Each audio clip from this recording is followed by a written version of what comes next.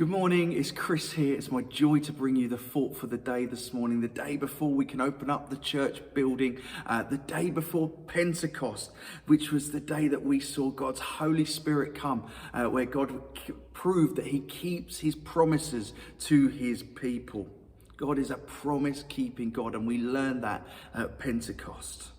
And my thought for the day comes from just that very time. The truth in the fact that God is keeping his promises in his people's lives, but also that sometimes we have to wait and wait well. See, the disciples here would have been used to being around Jesus so often. They would have spent 3.5 years with him in his ministry, listening to him teach, watching him go and interact with people, healing people, challenging religious leaders, going to the temples. They would have been around Jesus so much, following him the whole time, learning from him. They would have then witnessed his arrest and been around the city, maybe some of them in hiding, but some of them witnessed the death of Jesus on the cross. They then met the risen Jesus, glorified through his resurrection. They met him and they spoke to him and he interacted with them. They then had 40 days where Jesus appeared to them and taught them even more about the kingdom of heaven. Fantastic moments. They would have then seen the glory of his ascension to heaven. And then they were told to wait.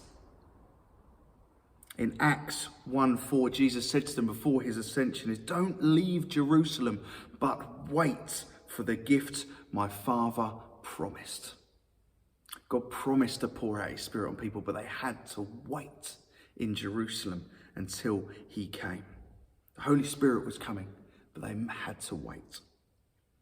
The disciples waited for days, not knowing what was going to happen, not knowing how he was going to reveal himself, how he was going to come. They didn't have the scriptures like we do. We can read it and go, "Oh, that's just incredible." They had no idea. They just had to wait.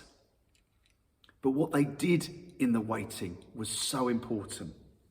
See, in Acts 1:14, it says that they joined continuously together in prayer. During the waiting for the promise that God had made to them, Jesus had said to them, the Holy Spirit is coming. They joined together continuously in prayer. They waited well for God to turn up. I wonder what you're waiting for in your life right now. Maybe you're praying about a situation that you've got going on at work or in your family. Maybe even during Thy Kingdom Come, you've been praying for someone to come to know Jesus and you're waiting. Maybe you're praying for a really difficult situation in your life going on right now, a struggle, and you're waiting for God to show up in it. My question this morning is, what are you doing in the waiting? Maybe you're giving God the silent treatment. Maybe you're not interacting with, maybe you're angry with him. The disciples showed us in this moment in history, the best thing to do in the waiting was to seek God more. They sought him in prayer, waiting for the promises that he had made to them. What are you doing in the waiting?